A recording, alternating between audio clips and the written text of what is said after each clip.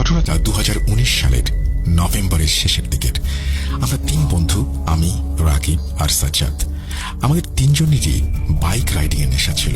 Weekend পেলেই আমরা bike নিয়ে বেরিয়ে পড়তাম। সেবার আমাদের প্ল্যান ছিল ঢাকা থেকে বাইক চালিয়ে কক্সবাজার যাব। সাজ্জাদই মূলত প্ল্যানটা করেছিল। ও বলছিল হাইওয়েতে রাতের রাইড নাকি অন্য লেভেলের থ্রিল। আমরা যাত্রা শুরু করেছিলাম রাত 10:30টার দিকে। যাত্রাবাড়ি ফ্লাইওভার পার হয়ে যখন হাইওয়েতে উঠলাম তখন রাস্তা বেশ ফাঁকা। শীতের রাত, কুয়াশাও ছিল প্রচুর। টিমটাকে আমি লিড করছিলাম, আমার পেছনে রাকিব আর সবার শেষে সাজ্জাদ। আমাদের স্পিড ছিল অ্যাভারেজ 70 থেকে 80-র মধ্যে, কারণ কুয়াশায় বেশি স্পিড তোলা রিস্কি। আমরা ব্লুটুথ ডিভাইস ব্যবহার করছিলাম না, তাই আমাদের কমিউনিকেশন ছিল হর্ন আর ইন্ডিকেটরের মাধ্যমে। কুমিল্লা পার হওয়ার আগ পর্যন্ত সবকিছু স্মুথ ছিল। আমরা একটা হাইওয়ে ইনে ব্রেক দিলাম, চা নাস্তা করলাম। তখন আমরা ইয়ার্কি ফাজলামি করছি। রাত তখন প্রায় 2টা বাজে। আমরা আবার বাইক স্টার্ট দিলাম। 14 গ্রাম পার হওয়ার পর রাস্তাটা বেশ নির্জন হয়ে গেল। ল্যাম্পপোস্টগুলো কেমন যেন মিটমিট করে জ্বলছে। মাঝে মাঝে দু একটা ট্রাক বা নাইট কোচ যাচ্ছে। এছাড়া পুরো রাস্তাতেই শুধু আমরা। সমস্যার শুরুটা হলো 14 গ্রামের একটু পরে। আমি লুকিং গ্লাসে খেয়াল করছিলাম পেছনে দুজনের দিকে। হঠাৎ দেখলাম রাকিবের পেছনে থাকা সাজ্জাদের বাইকের হেডলাইটটা অদ্ভুত আচরণ করছে। একবার জ্বলছে, একবার নিভছে, যেন লুজ কানেকশন বা শর্ট সার্কিট হয়েছে। কিন্তু অদ্ভুত ব্যাপার হলো যখনই আলোটা নিভছে তখন অন্ধকারের মধ্যে একটা লালচে আভা দেখা যাচ্ছে। প্রথমে ভাবলাম এটা হয়তো পেছনের কোনো গাড়ির ব্রেক লাইটের রিফ্লেকশন বা রাস্তার কোনো সাইনবোর্ডের আলো। কিন্তু ভালো করে তাকিয়ে দেখি না, ওই লাল আভাটা বাইকের মিটারের ওখান থেকে আসছে না। ওটা যেন বাইকের ওপর বসে থাকা কারো চোখ, এবং সেখান থেকে রিফ্লেকশন হচ্ছে। কুয়াশার মধ্যে দৃশ্যটা ছিল অসম্ভব অস্বস্তিকর। আমি ভাবলাম আমার চোখের ভুল বা হ্যালুসিনেশন। আমি ইন্ডিকেটর দিয়ে সাইড করলাম। রাকিবও আমার পাশে এসে বাইক স্লো করলো। আমরা রাস্তার বাম লেনে সাইড করে দাঁড়ালাম যেন সাজ্জাদ আমাদের কাছে এসে থামে। আমরা ভাবলাম ওর বাইকে ওয়ারিং এ হয়তো কোনো সমস্যা হয়েছে, কিন্তু সাজ্জাদ থামলো না। ওর বাইকটা আমাদের পাশ কাটিয়ে ঝড়ের গতিতে বেরিয়ে গেল। বাইকের ইঞ্জিন থেকে একটা বাজে খড়খড় শব্দ হচ্ছিল, যেন ওটা জোর করে হাই আরপিএম এ চালানো হচ্ছে। আর ওই মুহূর্তে বাইকটা যখন আমাদের ক্রস করলো, ল্যাম্প পোস্টের আবছা আলোয় আমি আর রাকিব যা দেখলাম তাতে আমাদের বুকের রক্ত হিম হয়ে গেল। সাজ্জাদ বাইক চালাচ্ছে, ওর শরীরটা সামনের দিকে ঝুঁকে আছে, যেন ও খুব কষ্টে হ্যান্ডেল ধরে রেখেছে। কিন্তু ওর ঠিক পেছনে, বাইকের পেছনের সিটে কেউ একজন বসে আছে। আপাদ মস্তক কালো চাদর বা বোরখা জাতীয় কিছু একটা দিয়ে ঢাকা একটা অবয়ব। ওটার হাতগুলো সাজ্জাদের পেটের ওপর দিয়ে জড়িয়ে ধরা। সবচেয়ে ভয়ানক ব্যাপার হলো ওই গতিতেও ওই কালো কাপড়টা একটুও উঠছিল না, যেন ওটা শরীরের সাথে লেপ্টে আছে। আর ওই অবয়বের মাথাটা সাজ্জাদের কাঁধের ওপর রাখা, যেন কানের কাছে ফিস ফিস করে কিছু বলছে। আমরা যখন শেষ স্টপেজে চা খেলাম, সাজ্জাদ একা ছিল এই মাঝরাতের হাইওয়েতে চলন্ত বাইকে। ওর পেছনে কে উঠল? আলফি, দেখলি ওটা? কি ওটা? রাকিবের গলা কাঁপছে। আমি কোনো উত্তর না দিয়ে বাইকের গিয়ার শিফট করলাম। চল, ওকে ধরতে হবে। সাজ্জাদ বিপদে পড়েছে। আমরা ছুটলাম 100-110 স্পিডে বাইক ছুটিয়ে দিলাম। কিন্তু অদ্ভুত ব্যাপার, সাজ্জাদের 150 সিসির বাইকটা আমাদের নাগালের বাইরে চলে যাচ্ছিল। আমরা প্রায় 3-4 কিলোমিটার হাই স্পিডে চালানোর পর দূরে দেখলাম রাস্তার পাশে একটা বাইক কাত হয়ে পড়ে আছে। হেডলাইটটা তখনও জ্বলছে, তবে আলোটা খুব ম্লান হয়ে গেছে, হয়তো ব্যাটারি ডাউন হয়ে যাচ্ছে। আমরা হার্ড ব্রেক করলাম। বাইক স্ট্যান্ড করার আগেই লাফিয়ে নামলাম। দেখি সাজ্জাদ রাস্তার পাশের ঢালু ঘাসের ওপর বসে আছে। ও থরথর করে কাঁপছে, যেন ওর শরীরে খিঁচুনি উঠেছে। ওর হেলমেটটা পাশে পড়ে আছে। আমি দৌড়ে গিয়ে ওকে ধরলাম। সাজ্জাদ, কি হয়েছে? তুই বাইক ফেলে দিলি কেন? আর তোর পেছনে ওটা কে ছিল? সাজ্জাদ আমার দিকে তাকালো। ওর চোখ দুটো জবা ফুলের মতো লাল হয়ে আছে, হয়তো বাতাসের ঝাপটায় বা কান্নার কারণে। ও আমার জ্যাকেট খামচে ধরলো। ওর হাত বরফের মতো ঠান্ডা। আলফি, ওটা মানুষ ছিল না, ওটা মানুষ ছিল না রে ভাই। সাজ্জাদের গলা দিয়ে স্বর বের হচ্ছিল না। কে ছিল? কি বলছিস? আমি ঝাঁকুনি দিলাম। সাজ্জাদ ঢোক গিলে বলল, আমি যখন তোদের ফলো করছিলাম হঠাৎ মনে হলো বাইকটা খুব ভারী হয়ে গেছে। মনে হলো পেছনের সিটে কেউ ধপ করে বসলো। আমি ভাবলাম তোরা কেউ হয়তো মজা করছিস বা কিছু একটা, কিন্তু তারপর আমি অনুভব করলাম আমার পিঠের সাথে কেউ লেপ্টে আছে। তার শরীরটা আগুনের মতো গরম। সেই গরম আমার জ্যাকেট ভেদ করে চামড়ায় গিয়ে লাগছিল। রাকিব জিজ্ঞেস করলো, তুই থামলি না কেন? থামবো কি?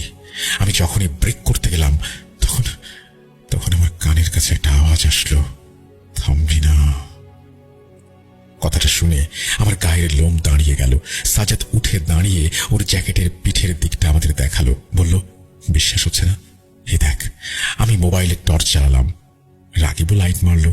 আমরা দেখলাম সাজাদের গ্রে কালারের উইন্ড ব্রেকারে পিঠের ওপর দুটো হাতের ছাপ। জ্যাকেটটা গলে যায়নি, কিন্তু সেখানে কালো তেল ছিটে দাগ লেগে আছে। মনে হচ্ছে কেউ কাদামাখা বা নোংরা হাত দিয়ে ঝাপটে ধরেছিল। সাজ্জাদ যন্ত্রণায় কুঁকড়ে যাচ্ছিল। সাজ্জাদ বলল, আমার পিঠ চলছে আলফি, মনে হচ্ছে বরফ দিয়ে কেউ ঘষে দিচ্ছে। আমি জ্যাকেটটা একটু তুলে ধরলাম। সাজ্জাদের পিঠের চামড়ায় কাল শিটে পড়ে গেছে, ঠিক যেমন কোথাও জোরে বাড়ি খেলে রক্ত জমাট বেঁধে যায়। একটা ফ্রস্ট বাইট না হলেও প্রচন্ড চাপে এই অবস্থা হয়েছে। সাজ্জাদ কাঁদো কাঁদো গলায় বলল, আমি যখন বাইক ফেলে দিলাম, মানে আমি ভয়ে বাইক স্লাইড করেছিলাম, তখন জিনিসটা আমার বাইক থেকে নামলো, নেমে সে ওই গাছটার দিকে গেল। কিন্তু সে হাঁটল না আলফি। জিনিসটা চার হাত পা ছড়িয়ে টিকটিকের মতন ওই গাছটার দিকে চলে গেল। সাজ্জাদ আঙুল দিয়ে রাস্তার পাশের একটা রোইন ট্রি গাছ দেখালো। আমার মনে হলো গাছের ওপরের ডালপালাগুলোর মধ্যে কিছু একটা নড়াচড়া করছে। বাতাসের শোঁ শোঁ শব্দের মাঝেও যেন একটা চাপা হাসির শব্দ ভেসে আসছিল। আমি বললাম, এখানে আর এক মুহূর্ত থাকা যাবে না, জায়গাটা খারাপ। সাজ্জাদ, তুই আমার বাইকে বস। রাকিব, তুই সামনে থাক, আমরা সোজা কোনো লোকালয়ে থামবো। সাজ্জাদের বাইক স্টার্ট নিচ্ছিল না, কিক দিয়েও কাজ হচ্ছিল না। আমরা বাইকটা ঠেলে রাস্তার একটু সাইডে ঝোপের আড়ালে রাখলাম। একসময় নিয়ে যাওয়া যাবে, এখন যান বাঁচানো ফরজ। আমরা আবার রওনা দিলাম। আমি বাইক চালাচ্ছি, সাজ্জাদ আমার পেছনে বসা। ও আমাকে এমন শক্ত করে ধরে আছে যে আমার পাঁজরের হাড় ব্যথা করছিল। ও সমানে বিড়বিড় করে দোয়া পড়ছে। রাকিব আমাদের সামনে। আমার স্পিড আমি খুব একটা বাড়ালাম না। মিনিট 10 যাওয়ার পর আমরা একটা কালভার্টের ওপর দিয়ে যাচ্ছিলাম। হঠাৎ দেখলাম রাকিবের বাইকটা জিকজ্যাক করছে, মানে ও ডানে বামে দুলছে। আমি হর্ন দিলাম, রাকিব কি করছিস, সোজা চালা। হঠাৎ আমার হেলমেটের ভেতরে ইন্টারকমটা ক্যাঁচ ক্যাঁচ শব্দ করে চালু হয়ে গেল। রাকিবের গলা শোনা যাচ্ছে। ও চিৎকার করছে না, কিন্তু গলার স্বরটা ঠান্ডা। রাকিব বলল, আলফি, আমার হেলমেটে টোকা দিচ্ছে। কি? সে বলল, আমার হেলমেটের উপরে কি একজন নখ দিয়ে টোকা দিচ্ছে অনবরত। আমি বললাম, তোর পেছনে তো কেউ নেই, তুই তো একা। ওকে ভয় পেতে বারণ করলাম। রাকিব জানালো সে জানে সে একা, কিন্তু শব্দটা নাকি সে শুনতে পাচ্ছে। আর লুকিং গ্লাসে দেখছে কেউ নেই, কিন্তু ওর হেলমেট দিয়েও একটা রিফ্লেকশন দেখতে পাচ্ছে। আর সেটা নাকি ওর মুখের রিফ্লেকশন না, অন্য কারো। মুখটা চ্যাপটা, নাকটা থেতলে দেয়া, আর চোখ দুটো জল জল করছে। কথাটা শেষ হতে না হতেই রাকিবের বাইকটা রাস্তার বাম পাশে রেলিং এ ঘষা খেল। ও হয়তো ভয়ে হ্যান্ডেল ছেড়ে দিয়েছিল বা নিয়ন্ত্রণ হারিয়েছিল। বাইকটা স্কিড করে রাস্তার পাশের মাটির ঢালে গড়িয়ে পড়ল। খুব গভীর খাদ না, কিন্তু বাইকটা উল্টে গিয়ে রাকিবের পায়ের উপর পড়ল। আমি চিৎকার করে হার্ট ব্রেক করলাম। বাইক স্কিড করে থামলো। আমি আর সাজ্জাদ বাইক ফেলে দৌড় দিলাম ঢালের দিকে। জায়গাটা খুটখুটে অন্ধকার, নিচে আগাছার জঙ্গল আর পাথর। আমরা টর্চ জেলে নামলাম। রাকিব, দোস্ত।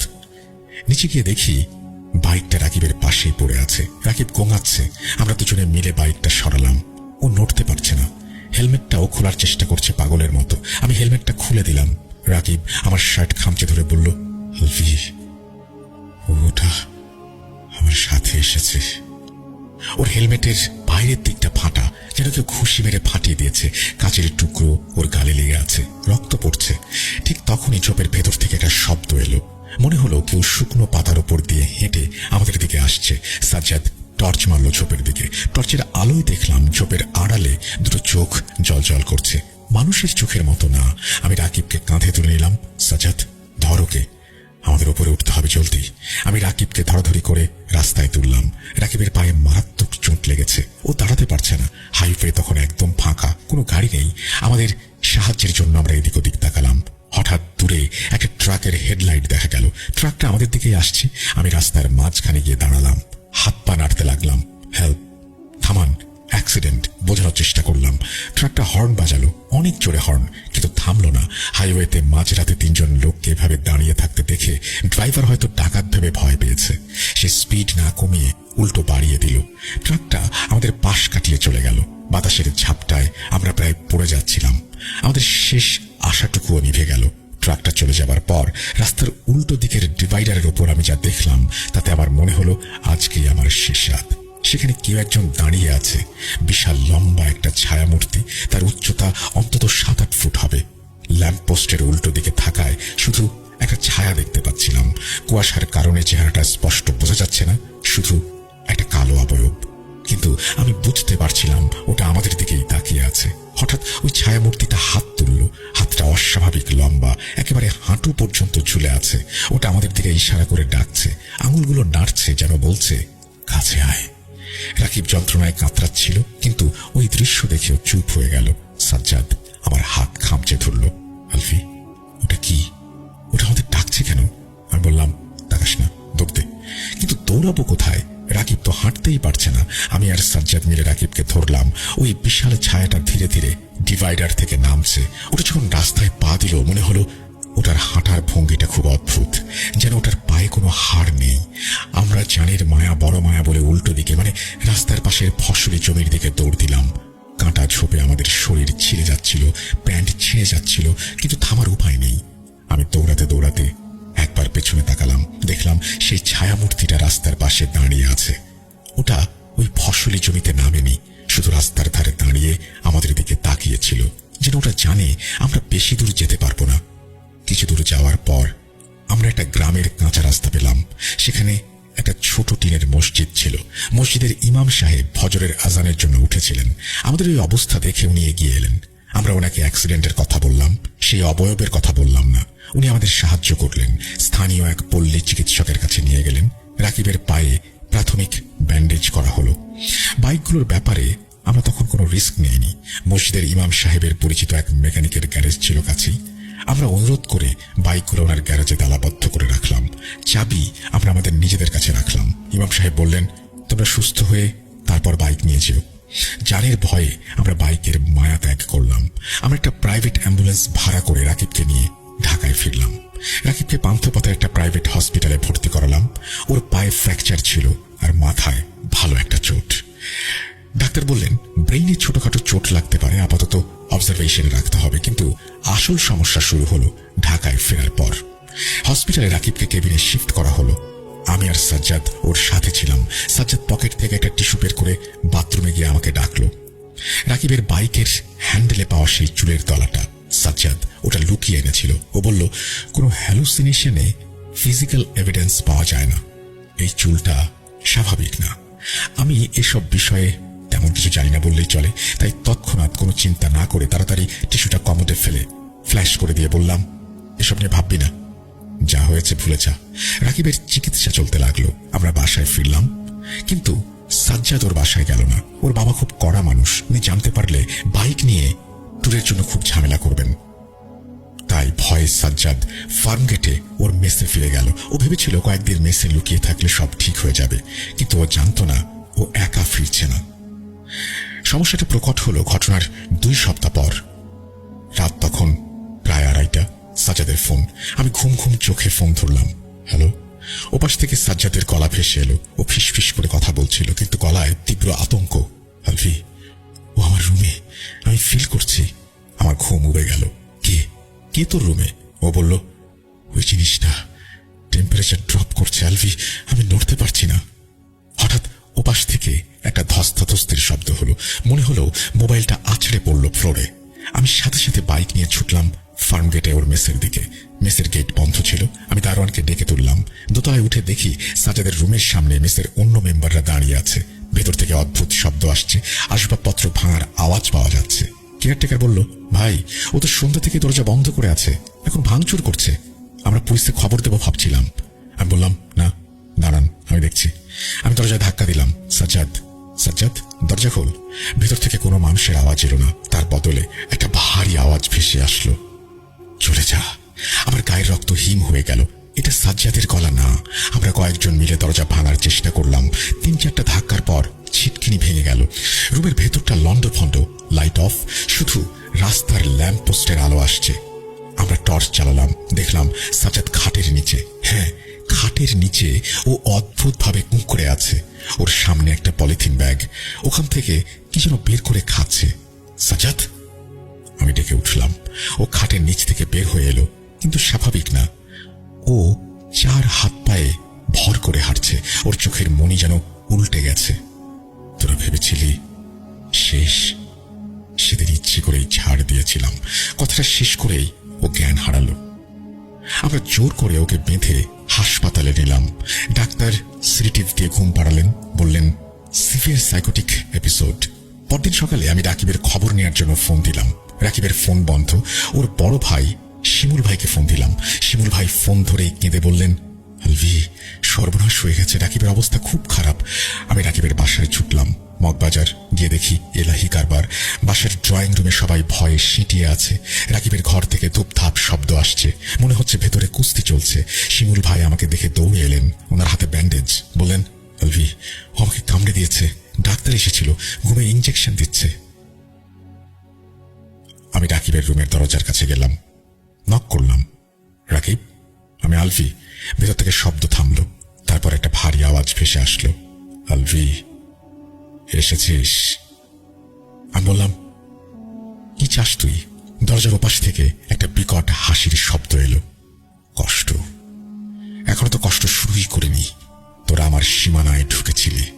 শিমুল ভাই এক পরিচিত মুফতি সাহেবকে খবর দিলেন। উনি এসে বললেন, অবস্থা খুব একটা ভালো না, ভেতরে যেটা আছে সেটা সাধারণ কোনো জিন নয়, অনেক জেদি।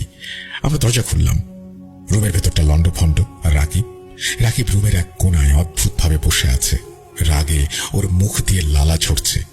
মুফতি সাহেব যেই না রুমের ভেতরে পা দিলেন, রাকিব তাক থেকে লাফিয়ে নিচে নামলো। ও মুফতি সাহেবের দিকে তেড়ে এলো। তুই কেন এসেছিস? হুজুর। ওনার কাজ শুরু করলেন। পানি পড়া ছিটিয়ে দিলেন। এক পর্যায়ে রাকিব ফ্লোরে পড়ে গড়াগড়ি খেতে শুরু করলো। খুবই কষ্ট পাচ্ছিল, হাঁপাচ্ছিল, চোখ, নাক আর মুখ দিয়ে পানি পড়ছিল। রাত 4টার দিকে হঠাৎ রাকিব শান্ত হয়ে শুয়ে পড়ল। আমরা ভাবলাম হয়তো শেষ হয়েছে, কিন্তু না, ও আস্তে আস্তে চোখ খুলল। ওর চোখ দুটো এখন টকটকে লাল। ও শিমুল ভাই দিকে তাকিয়ে বলল, তোর দাদি ওই পুকুর পাড়ে, মনে আছে? শিমুল ভাই চমকে উঠলেন। ওনার দাদি পুকুর পাড়ে স্ট্রোক করে মারা গিয়েছিলেন। এটা তো রাকিব জানে না, কারণ রাকিবের তখন জন্মও হয়নি। রাকিব নিজের গলা টিপে ধরল, নিজেকে শ্বাসরোধ করে মারার চেষ্টা করছে সে। মুফতি সাহেব বলে উঠলেন, ধরে রাখো ওকে, আজান দাও, কেউ একজন আজান দাও। শিমুল ভাই কাঁপা কাঁপা গলায় আজান দিলেন, আর হুজুর রাকিবের কনিষ্ঠতম আঙুল চেপে ধরে অনবরত দোয়া পড়তে লাগলেন। এদিকে শিমুল ভাই শুরু করলেন, আল্লাহু আকবার, আল্লাহু আকবার। আজানের ধ্বনি কানে যেতেই রাকিবের জোর কমল। হুজুরের পড়া আর আঙুলের চাপ বাড়ার সাথে সাথে রাকিবের নাক মুখ দিয়ে রক্ত বেরিয়ে এলো। রাকিব এখন সুস্থ আছে, আস্তে আস্তে ঠিক হতে শুরু করছে। 4-5 মাস সময় লাগে এই ট্রমা থেকে ওর বের হতে। বর্তমানে রাকিব একজন সরকারি কর্মকর্তা হিসেবে কাজ করছে। আর সাজ্জাদ? রাকিবের বাসায় যেদিন মুফতি সাহেব আসলেন, কাজ শেষ হলে পরদিন সকালে আমি সাজ্জাদের কল পেলাম। ও বলল, ওর মনে হলো হঠাৎ কোনো একটা শক্তি এক নিমিষেই ওর ভেতর থেকে ভ্যানিশ হয়ে গেছে। সাজ্জাদের সাথে এখন আমার সম্পর্কটা গভীরই আছে। ওর সাথে কথা বলেই আজ শেয়ার করলাম ঘটনাটা।